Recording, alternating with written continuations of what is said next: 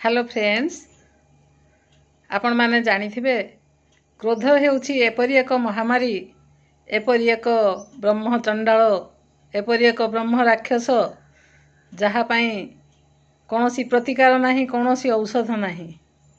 क्रोधर बशवर्ती होई स्वामी स्त्री को हत्या करुछि, स्त्री स्वामी को हत्या करुछि, बापा माँ को हत्या करुछि, पुओ झियों को हत्या करुछि, माँ बापा को हत्या करुछि, पुओ झियों को हत्या करुछि, भाई भाई मध्य रक्तर संपर्क विच्छिन्न हो जाउछि, हणाहणी होई शेषरे मृत्युवरण करुछंती।